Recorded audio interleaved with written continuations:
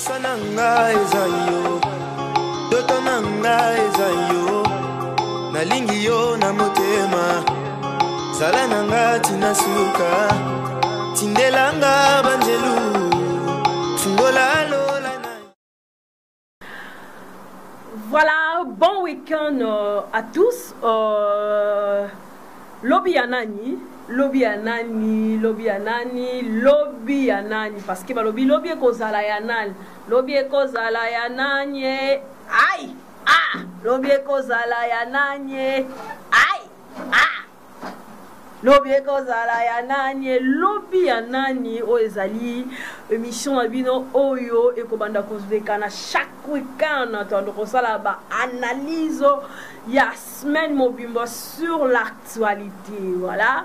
Lobby Anani na bandi ko simba mbala ko na pesi bambote na ngai na EM la japonaise. Ah, EM. Ce qui osale le lobby kozala nani. Aïe. Pierre Elvis ya yo lelo lobby kozala ya nani. Ah, ya papi mi comme chef d'état-major nanami, mon major, major lelo, lobby nani ya kozala. Voilà. Lobby Anani, c'est chaque week-end, suivez-nous sur BTV3. Hein, tu vas nous là-bas analyse il y a toute la semaine, tu vas nous simba batunion surtout. C'est-à-dire en politique, les artistes sur le art, tout sur les effets sociaux, nous sommes na Rosala a pour nous défendre anti-valeur. A peine Rosala na passo là. Qui a pour lobby Anani. Congo a besoin de vivre. Congo a besoin de respirer. Congo est bongi lobby nango ezala malam. Bananyo ba ko gouverner Congo ya lobby. To bananyo ba ko simba Congo ya lobby. Hey papa e. Tangi sa mwana kela si malamu. Pour lobby ekozala ya nani? Mama, batela libala na wana malamu na mobali na yo. Oebite lobby so yo ozwelo mbanda. Po lobby esa ya nani? Kokasate no fena ndako libala na tu es trop sur mobali a obima libanda te, a ozo ba chéri te. Tant déjà ozo ba chéri wana keba parce que ba loba ba ndumba pe ba koma ba sia mabale, ba makangu pe ba koma ba mère à palais, ba mère à palais ba bima. Mais on est likolo ba teke na conseiller ba chiro ba kangara ba joa ba tuté luka ya yo po lobby na ezala malamu lobby kozala ya nani awa yo kangami na mobali ya batu oliko tika ete lobby kozala ya nani lobby kozala ya nani awa yo zo silisa ba on marié nyo surtout lobby kozala ya nani moi chia libala oyini ba seme kina yo lobby kozala ya nani lobby kozala ya nani lelo na mekaki lokwa na sa moi chia bana ba mama na bana no na ba mama. L'actualité les cani toute la semaine on a vu cette histoire de Anima Kwakala et Blondine Mafuta ndenge baza ko swana ça reste pendant ils ont dominé. Ça fait au moins 2 semaines sur les réseaux sociaux. Je vis encore Peniel, ex-épouse de Mikey Kalamba qui se déchaîne. Arrivé même Tolo Belango. On a Simisu ma maman. Je vis à Gabriel. Cette histoire de Gabriel avec Diana et son fils. Namoni yango susu, namoni susu encore il y a Gabriel après avoir causé un problème na Diana avec son fils va publier susu et Longina et baby. Pour finir encore lobby Anani namoni mamé bon mamé Pela oui je vis mamé Pela aussi en train de déchaîner dans une émission il y a Congo Liziba chez notre confrère Leketcho. Lobby kozala ya nani, lobby kozala ya nani. Je viens encore cette histoire, revient encore sur le tapis. Cette histoire de Eliane et Moïse. Si tenge osare, lobby kozala ya nani. Voilà. Je commence par ceci. Ba maman. Batu nyonso natangi baza ba éducateur à masse. Presque batu surtout natangi. Na bando si mando ba comédienne. Ba comédienne. Je vous aime tellement.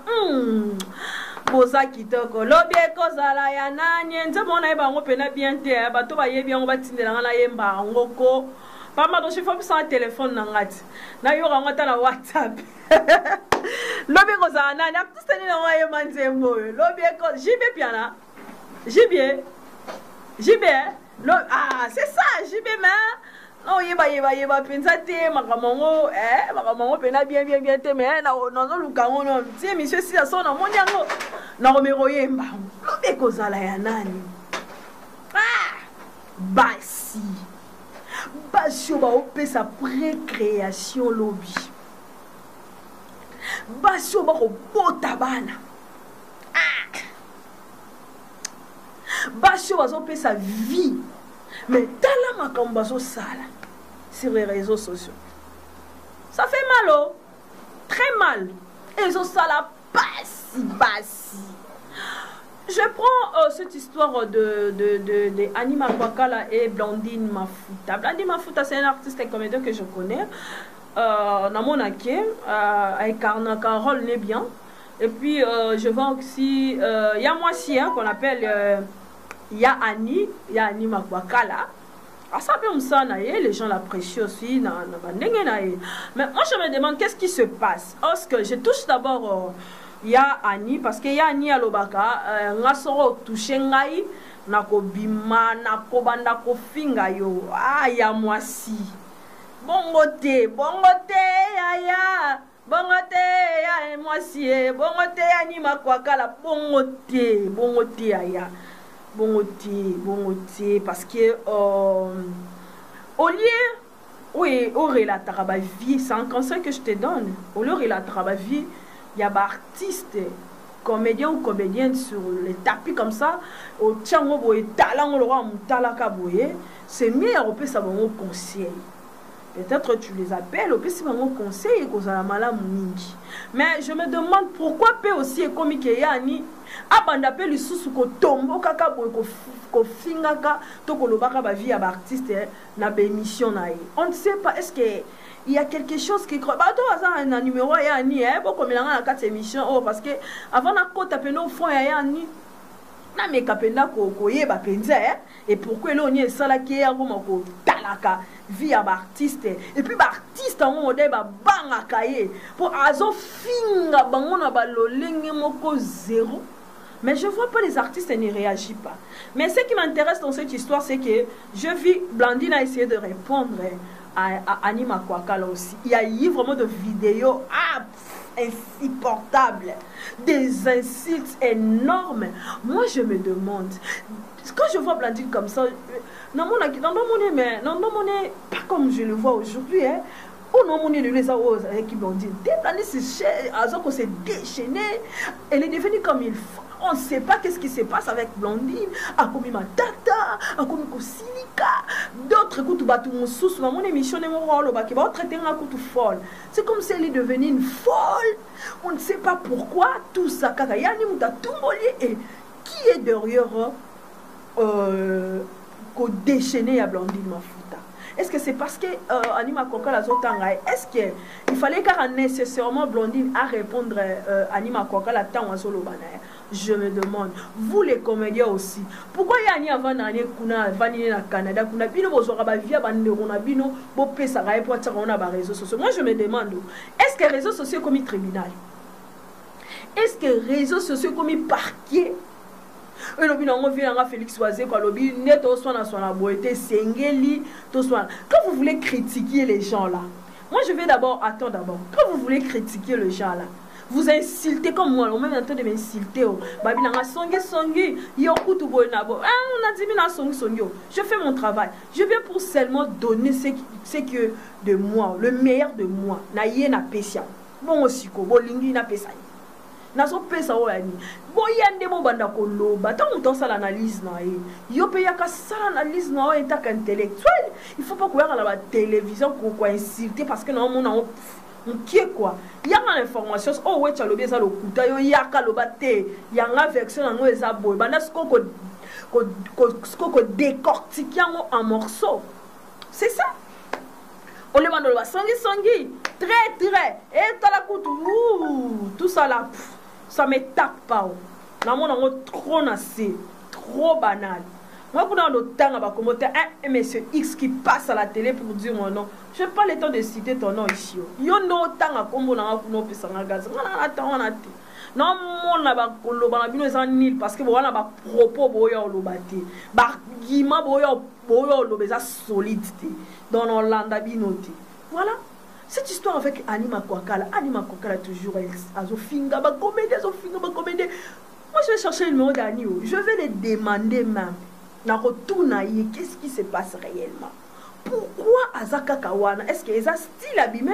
Est-ce que style ou les hommes là mettons que mes parents étant que ton nom est déjà c'est déjà Aza déjà un colo hein déjà une tante mais ton nom est boy na moi de mission mon calobi ngala plan toko ça déjà là-bas moi 25 ans 23 ans mais déjà vous êtes déjà des responsables vous avez déjà des enfants oh les lobo tala bino le moi je me demande ce qu'on bana ya anito bana ya baloni mafuta so il va vendre dans les réseaux sociaux ba ta ba maman la ba oningi ba zo finga na ba télévision pour ça quoi éduquer bana na bino nini to conseil nini to exemple nini obo pesa na bana na bino to le lo so bana na bino wana ta moko zo ize malingo bo ngaba ko ba koko ce qu'on a ka moi ba koko na bino wana so azui 10 ans 12 ans lelo akobo la na bino ba réseaux sociaux ko motala ke ba mama na biso mane ko finga ko ba tiba insanité ozo ba tibilo kwa sie wana ya basi tibilo kwa sie wana ya mi ba moi je me demande est-ce que réseaux sociaux comme place mon y a règlement des comptes ou comment? Si vous avez des problèmes, il y a moi aussi. Blandine, c'est ta soeur. Blandine, ceux qui ont un problème, il y a moi aussi. C'est ta soeur. C'est pas important de venir dire papa, c'est pas intéressant. Kofinganaka, Nabengambe, Kofinganaka. Donc, c'est pas intéressant. Oh non! Yo kutola tikabandaka ndeti nga moni commentaire moko bona ebi pété so eza yango e so pesa yango te o kanga makana bila je me demande c'est être malade là. Moi je dis ce sont de bêtises et de banalités. Oh bat boyo lo bana ba réseaux sociaux et ça m'a biloko moko boye et puis ça même kilo te pesa biso non même valeur te étant que éducateur de la masse. Là je suis journaliste en formation. Je fais mon travail. Na ressemble ça na ngai.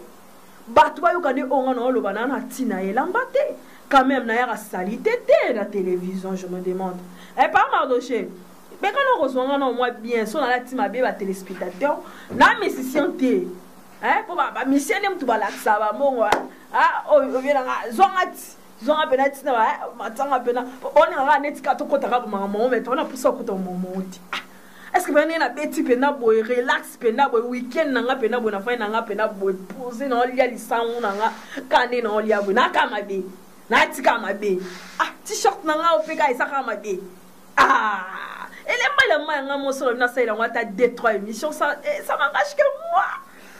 ce sont de banalités. On n'est pas des musiciens, yaya. On n'est pas des musiciens. Quand on a qui ça, ça veut pas vous qui quand qui chasse avant que poton, vous avez qui chasse. Eh, bah soit vie non après 15 ans 20 ans bah zong sang on va tiens on aime sous ya biso rosa et ça oui tout ça oui eh yo ko tam sous bah non va na ça ko to kenda ta chinte du ba o kenda te angolo kenda te eh prochainement faut na passeport na ngai oh comment vous pouvez oyebi mutu te ba no simba ka micro ba ni maman ko finga po tout la ba matika songo ba yebi eh po tout la ba chic mukadi ba yebi botuna ba Christelle boanga ba yepi ah to no lo ba ba viena nga Didier Masuki ba Versa Tilouze ba Bongo Sandexon ba yepi ah oh wait it ya osama pe ko simba bongo te parce que ça kito côté voilà na meki on peut ko simba Peniel ex-épouse ya Mike Kalamba. Toi Peniel là. Nze ba Peniel ba no yemba na nini o. Ya.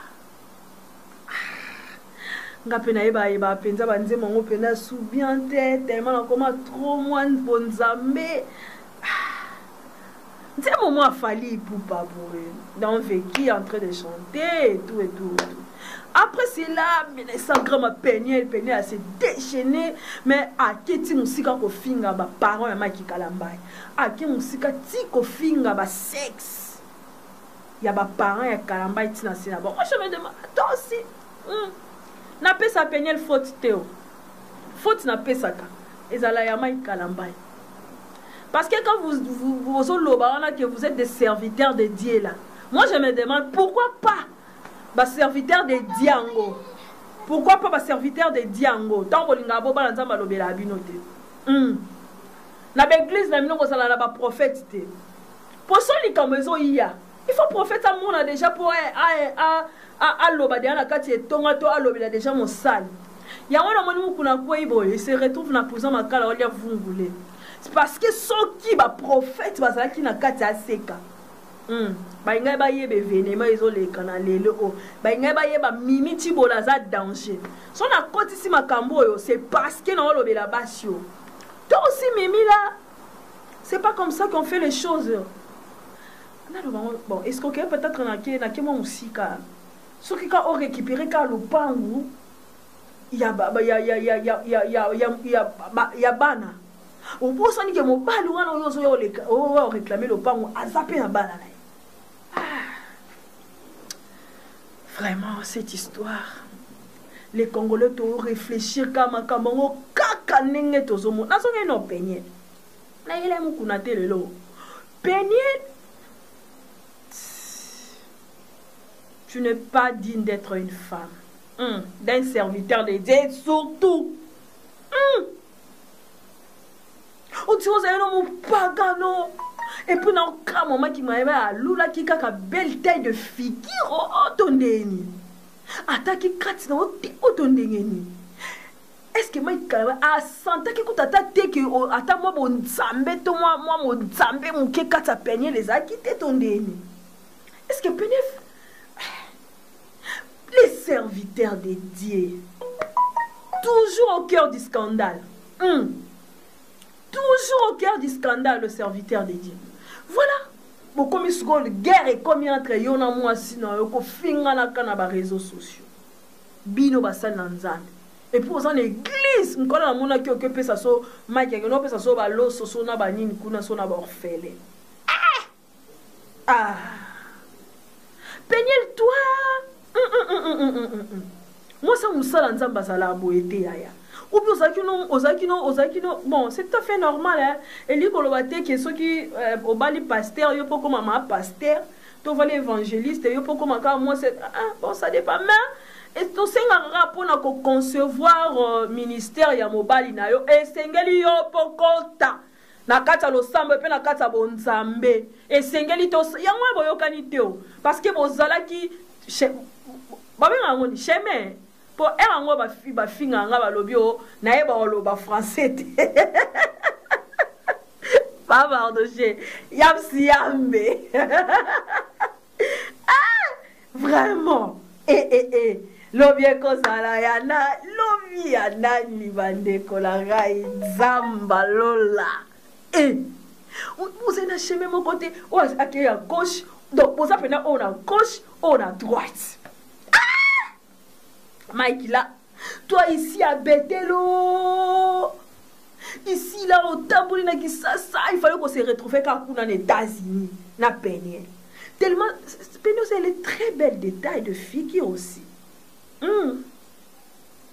Na habiteo, ce qui beauté, ce qui l'on est attiré qui Mike, je ne sais pas. Pour se retrouver le lot. Et il peut obéir la libala. Si mon cabo est dans mon bal, ça chemin, ça finaye. Bon, je ne sais pas aussi ceux qui n'ont pas libala, mon aki nini pour économiser les lots là-bas, mon cambo, les lots à communal. Peniel. Même à qui plus loin même qu'on finga. Tant on a eu qui on a vu. Oh, qu'est-ce qui se passe, Peniel là? Toi là, tu as un cas. Peniel, toi là, il faut pas talo malam, maman. C'est pas comme ça qu'on fait les choses. Tu as peine assez. Ozo me mape karamba ilikolo tellement. Owa ropengu sa musa nzambe pamba pa romi kola soki olobie pa les cas lobby. Bon comme le quoi la guerre. quand je vais toucher qui? Ah, cette histoire de Diana, de Gabi et de le fils de Gabi. Gabi a l'écran à la télévision, lobby que non, Diana demande moi. Diana a démentir. Moi, Gabi a lobby que non, maman aussi. Les artistes et comédiens. Comédiens. Pas problème, Nabino là. Et comment même que dépasser mon attendement. Quand je suis dans les réseaux sociaux comme ça, dans YouTube, je vois pas Indi, pas Kake, pas. Je vais dire seulement ceci. C'est qu'il y a quelque chose à part Makambo, fils, il y a Gabi, wana, Azalaka, moi, Mobala Diana. Et il y a Kambo, Gabriel, Bazo, où est la Diana. Et Sali. Nassé.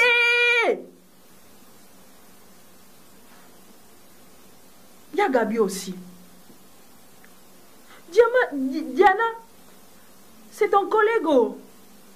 Il fallait bien que solo. Est-ce que c'était important il y a dans les réseaux sociaux? Et pourtant aussi les fils là. Ta maman passe à la télé comme ça en train de dire des choses. Yo pour yo ça la droit de réponse. Pour la quoi humilier maman dans les réseaux sociaux. Ça moi na banga ba botita za moi la bilakeli. Keba moi. Keba. Ce qui maman les kana lobi boko ko fandate. Il fallait oya kako démentir ma maman ba de koloba. Les enfants de Lelo. Les enfants de Lelo aujourd'hui là, lobby banana ba kozala ndenge. Bana ba komi ko telemela ba parents na ba niveau moko impossible. Ba lobby ba papa ba sa ba nzamba se. Ba parents ba sa ba nzamba se. Ceux qui vont tosi ba parents na se, bo tosi penzambe likolo. Je suis comme ça, tous sa maman botio, tena tata botio, toro tous sa nani. Je parle du fils de Gabi là. Tu es méchant. Tu es vraiment méchant. Basa la maman boyeta, tu as mal agi. Diana aussi. S'il y a aussi quelque chose avec le fils de... Bon, on dit souvent que Bolingo qui partait, hein, pas Mardoché. Bolingo qui partait, son moté, mais petit. Et tout. À ta mère, moi, 40 ans, mon gars, on a petit mot, 20, 25 ans. C'est l'amour. C'est l'amour qui tient, c'est l'amour qui compte. Bon, c'est ça. Le roi, il s'appelle comme le tika, le roi, bantou. Donc, comme on a vu génération Android, donc on a copié sur la poto. C'est normal. Tout ça la cac. On n'a pas le choix. Tobo sani culture congolaise, tobo sani là. Bana va se révolter. Comme ça, moutou rouge, carab, cacabo, vitesse Android, moutou nion soigné casa au top. Azalaka à la page, l'obé kozala ya nan. Ya lolo somi mutuka, lolo za la page au tambo lemeo. Tu peux pas faire ça. Oh loba qui va publier à ta mutaka là non. Oza maman. Maman, attention quand linga sala moi likambu moko boye. Atali no gauche droite atali habité na bana, makambo esengeli te na sala. C'est bien aux artistes, tu es libre de faire tout ce que tu veux. Mais il faut réserve. Ou bien quand tu dis des choses là aux autres, propos tenir, il faut voice et circuler wana. Tu es en train de dire non, voilà que tu vas salir l'autre côté, là que tu n'as pas ça, ta photo c'est bien et maman. C'est bien de dire, bah ton sou va bête le maboko. ma ezape na ba fan no mususu ba lobi non peut-être na mitso no Hollanda toko Hollanda ngate ba biso que non il fallait pas lo ba bongo ko lo ba bongo to tu es déjà une mère, tu as déjà des enfants, il faut passer à l'avenir de tes enfants. Kanisa avenir ya ba na lobi marqué qu'aux artistes. Est-ce que l'artiste ni surtout ya mokili oyo o biso toza convier lelo basalanga lolenge o biso to sa na République démocratique du Congo? Je pense pas. Parce que bango ba eza ngo normal, soit poster photo na mutakala ya ngo normal.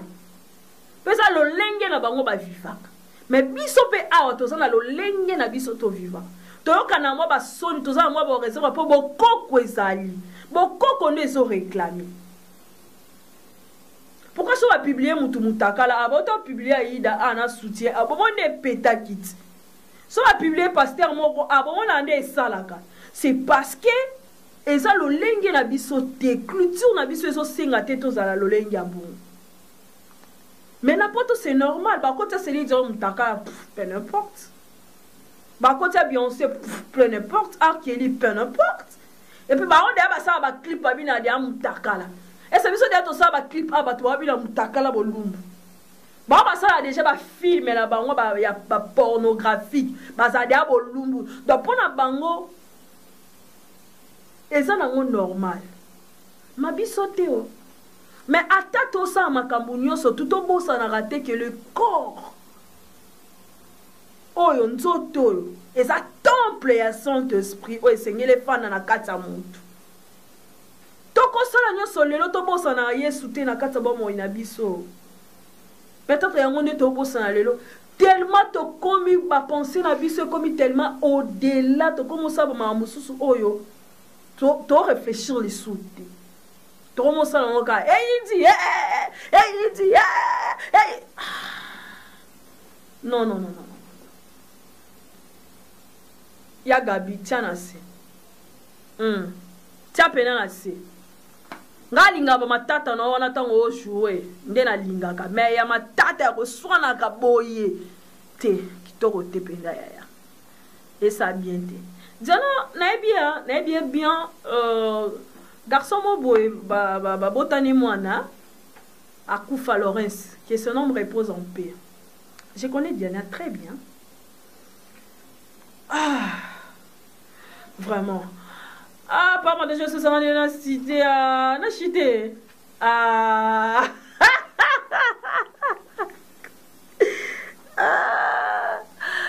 Voilà. Cette histoire de Eliane Bafeno.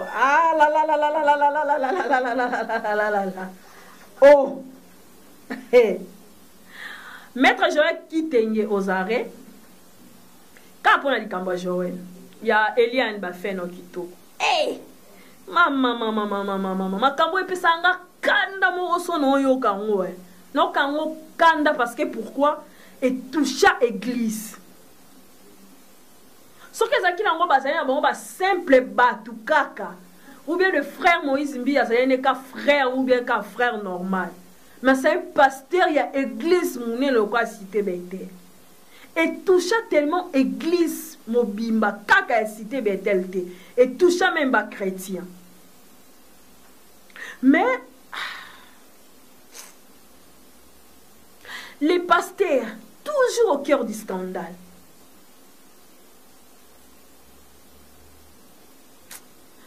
Son azala ata maman Denise la première dame. Ata za ngo bakambo za ngo eza ya batute metango esimbi mboka boye. Esimbi république boye. Na ngala ke kabo na zuide na luki da solution na makambo. Parce que ba vie ya batu ebeba likolo makambo ya Eliano.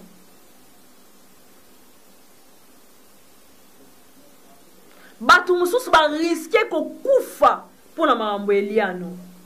Le long se retrouve Doli na makala Joël Kitenge kaka ba sien collectif yakala se retrouver moko na makala moko na parquet to ebite soki lundi soki pe lelo za lokwa mukola poso mukolo pe bakendaka na ba prison makala na meka na ko vérifier ko komela non maître Joël ango na meka na ko komela so asaka na parquet ango ou bien ba transférer na nini o na nini o na makala pour mikolo komika soko yeka ko représenter kaka invitation na mbala moko makala auquel il y a fungulé. Ah! Mais moi je dis, dans le balikambo maître Fouan, dans le que Eliane, na frère Moïse, baza mikolo mibale. Baye vini ni elekana. Bango moko baza, Eliane aza la seule, Moïse mbi aza le seul. Oyo! Bango peut sa solution dans kata makambo. Parce qu'on est fatigué là. Cette histoire. Aujourd'hui, tu as non, Eliane Azara Moana, tu as 26 ans, tu as avant même l'anda kwa libala, ou on est à propos, il y a maître Joël qui était. Et ça pour engager Kaye parce qu'il y a des vidéos qui circulent. Oh non, et ça va gêner. Et quand même qu'on touche même, bah homme. Politique ya likolo o batangi na kata makambo o na bon vérifier boyo ka voir Joël Moezo le kana basali yango eza mon basali yango 7 minutes boy abana ko intervenir na émission moko. C'est pas bon Eliane. Ngana peut savoir conseil toujours étant qu'une sœur hein? Cherche à mettre fin dans cette histoire et cherche tout le moyen au tikano makambo. Parce que on va makambo autant que ka boye solution on peut se soit na oté mako banda réclamer ba droit légitime on peut ba peso en oti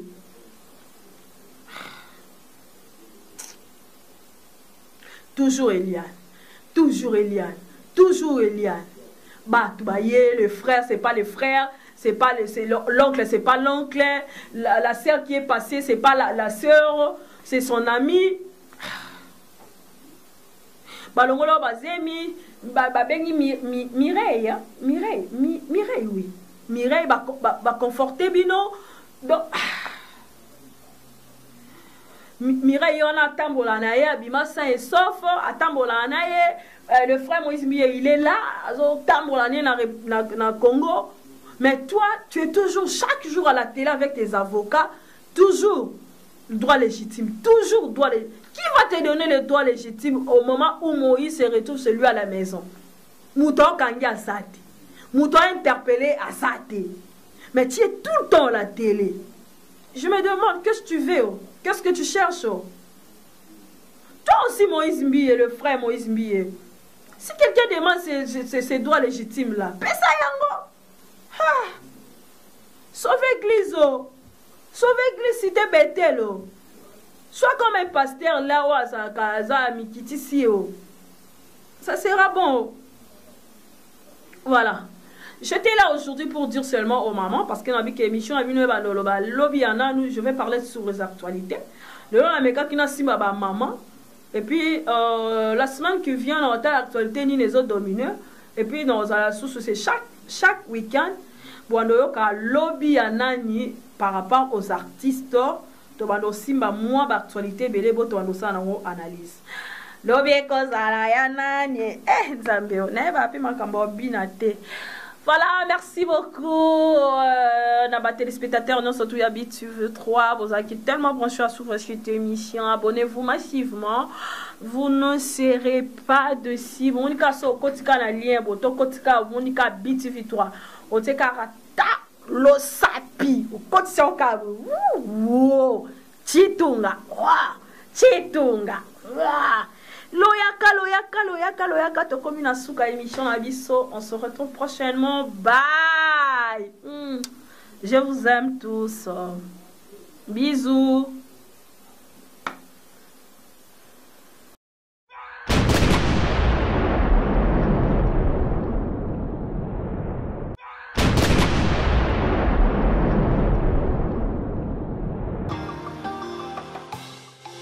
Nanga ezayo doto nanga ezayo nalingi yo na motema zala nanga tina suka tindelanga banjelu fungola